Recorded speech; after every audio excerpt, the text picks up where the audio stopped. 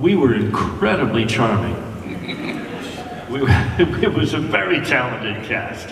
And if you ever go back and you see some clips from it on YouTube and stuff, but not from the original show. The original show was a little darker. The movie sort of lightened it up hugely. There were a lot of or as Trump would say, bigly. So, yeah, I would have to say it was Danny Zuko, because there was a couple of years of my life that really, I think, affected my career and affected my friendships and my whole. It was the beginning of a lot of things for me, you know, and it's ended now with you asking me this question. Thank you. What were you like as a little boy? Did you think that this would be your future? As a little boy, what was I like? You know what, as a little boy, I loved selling shit.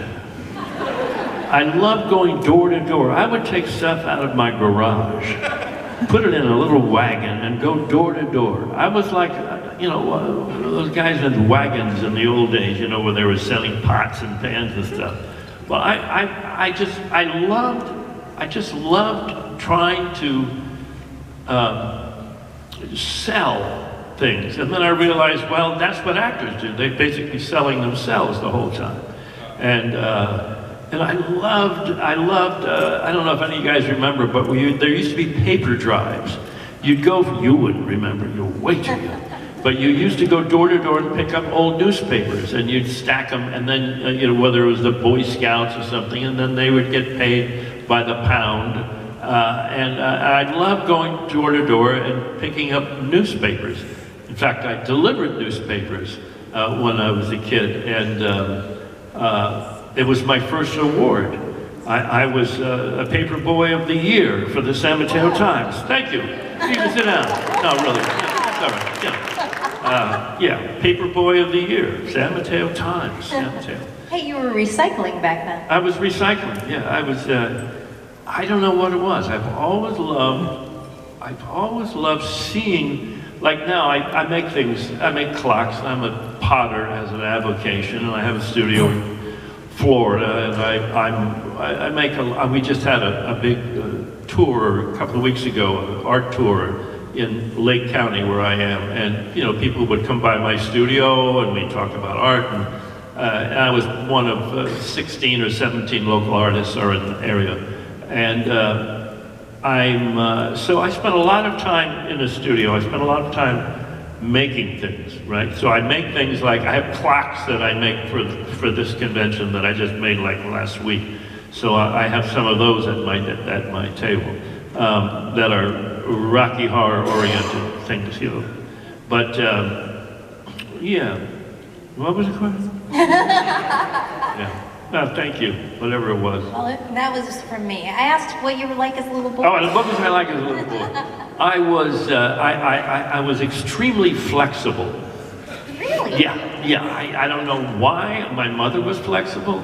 I could do the splits. I could do all those things. Wow. And I think that's when in the movie Rocky Horror, where I put my leg up, you know, I probably did that because I could do it, you know. And a lot of guys who play Brad now in these shadow casts, they just hate me for that. They have to go out there and lift their leg up, you know, on a Friday and Saturday night. I know when we were doing Spin City, there was a scene in which the mayor comes into his office and he's talking about being a cheerleader in college. And I think my character went, you know, give me a split, and then I hit the ground in a splits, you know, a real split, not just side by side, I mean, a real split. And and what was funny about the scene was that I got stuck there, and I couldn't get up. I mean, I could get up, but in the script, I couldn't get up. So they had the whole group, cast, or 3 or 4 people of the cast, Mike included, they had to pick me up and walk me out of the room, still in the splits, in midair. And I don't think I could do it now. I can lift my leg, but yeah, I think that's, you know, I was always very, very agile, you know, and I think that's, in fact, a lot of the early things I did on Broadway and in the theater were almost mime roles. My first Broadway show was a thing called Cock-a-Doodle Dandy, a Sean O'Casey play, and they cast me as the cock. Thank you, lady. Brings me back to that. And I dressed up like this huge rooster, and it was like the fantasy of the characters in the piece that they would see this huge rooster, and so they had me all feathered up and stuff, and I would have to do this whole miming rooster thing. And so a lot of the stuff I did early on were based on a certain physical agility that I had. Oh, it makes sense. Yeah. Hello. Hi, Barry. Hi. Nice to meet you. I just want to start by saying you're an absolute legend. I'm a legend. Yes. My question was, Rocky Horror, a big part of it is the music. We love the music in it. What are your top 3 songs from Rocky Horror? Once in a while, she don't want to call you, speaking on the telephone.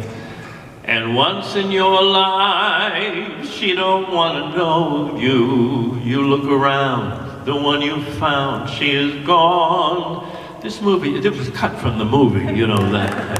Superheroes, right? And no, Superheroes was cut too. That was at the end. Help me, mommy. Yeah, no, this was a song that they wrote called Once in a While that I sang right after I was having sex with Tim Curry. And I was sat on the edge of the bed and sang this ballad. And it was filmed and this and that. And then they cut it from the movie. Yeah, go figure. And I do know why it was cut from the movie. It slowed the whole movie down. Yeah, nobody cared that Brad was having an emotional problem at the time. You know, that he was confused about whether he should have liked what just happened or not, and whether or not he cared whether his fiancée, you know, was feeling the same way about it. And I like that only in that it's just the wrong song. It's a right song in the wrong place in the movie, and I guess I have to like Damn It Janet, right?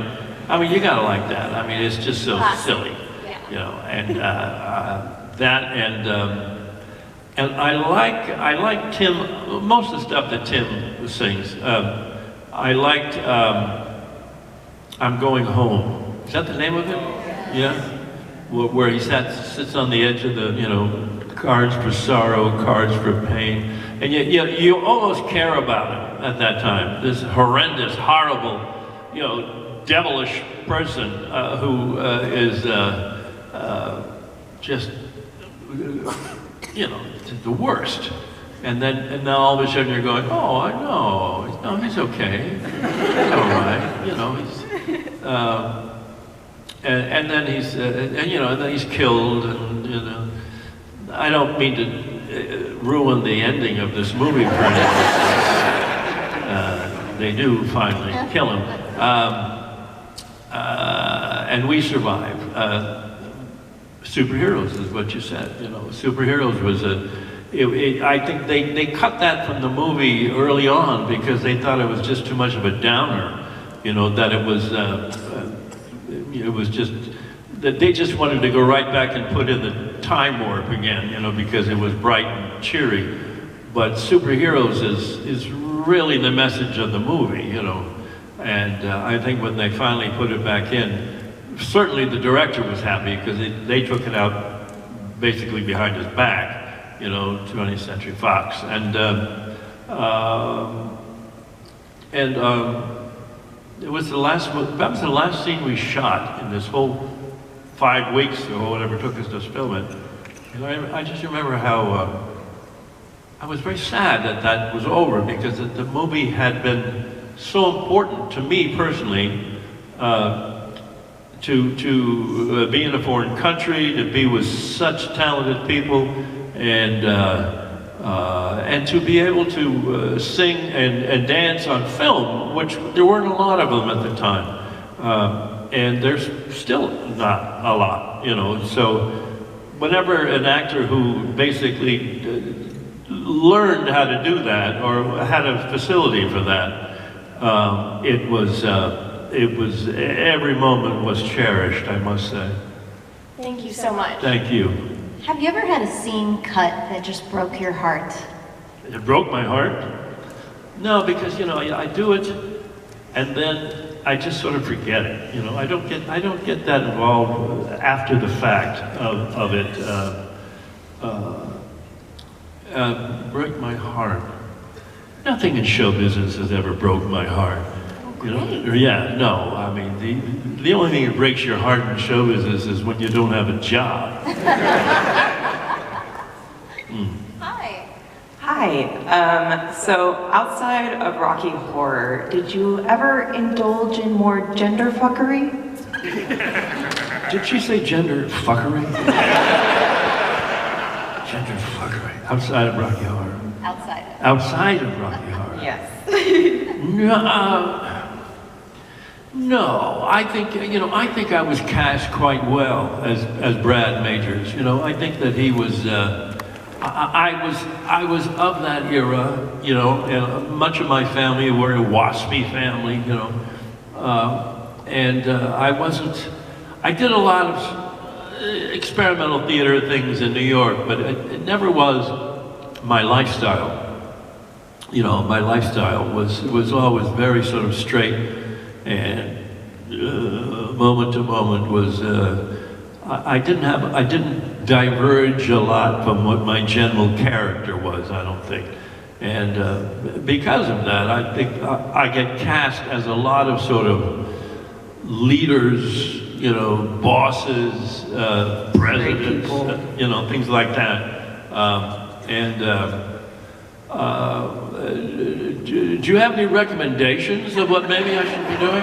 Oh, well, honestly, I was just wondering, because, like, you looked so good on the floor show with, like, the tights and the corset. Like, I feel like if I had done that, that would have, like, I would have been like, oh my gosh, I gotta wear tights more often. Like, you look really good. Like, yeah.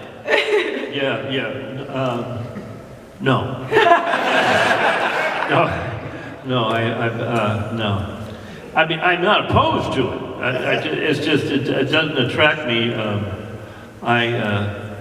You know, I think I once dressed up in that whole gear a few years back when, if you know, a drag performer named Peaches Christ, who was in San Francisco, and she interviewed me on the current stage or something, and I went and I got in the whole drag, you know, with the high heels and the whole thing, you know, and the bustier and all that, to sort of to have some fun with it. And I just remember walking out on stage very not well in high heels. I hadn't done it in 30 years or so. And I think I said out loud, "Just shoot me now." You know, it was. That was the last time I was ever in the whole gear, but who knows, I'll do it again. Why not? You know? Yeah. Not this weekend. You know, but sometime. Yes? Hi, I feel like you've been kind of foreshadowing to my question, because I want to embody not only Rocky Horror, but also George Washington, and bustiers, all of the things, and your wonderful relationship. So let's say you get a hall pass for your relationship. Out of any of the Rocky Horror people, any of the US presidents, who are you going to use that hall pass on? And if you need to, you can envision all of them in the bustiers and tights. Wow, that's a good question. Well, okay.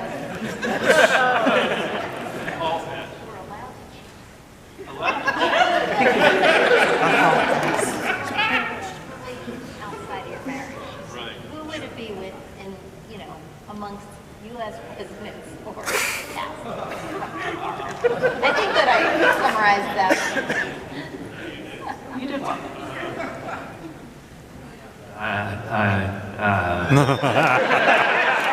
Are you speechless? Well, what's that? Are you speechless? I would say, that's hard because I'm a very loyal human being when it comes to relationships, and so even if somebody said to me, "You could get away with it," I would know in the back of my mind and my heart that I shouldn't be doing something if I've committed myself wholly in a way to a certain lifestyle, a certain person. Yeah, so it's not that the temptations aren't out there. It's just that you just don't do it, and it's not from any sort of religious thing. I'm more of a Buddhist than a Christian, so it's just being honest, and you just have to be honest and fair and kind and generous and grateful, and yeah, thank you. And so many of those things you'd have to sort of throw to the side even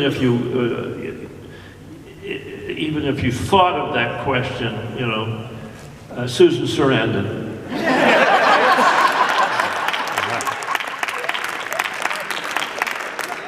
I thought you were going to say Abe Lincoln. Abe Lincoln.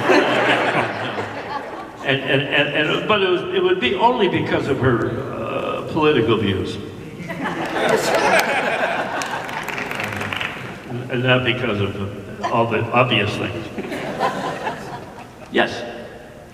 Yeah, I just wanted to, since you seem disappointed you don't get questions like this, when you were playing George Washington, were you required to wear any prosthetics to perhaps give the wooden teeth effect or something similar? No.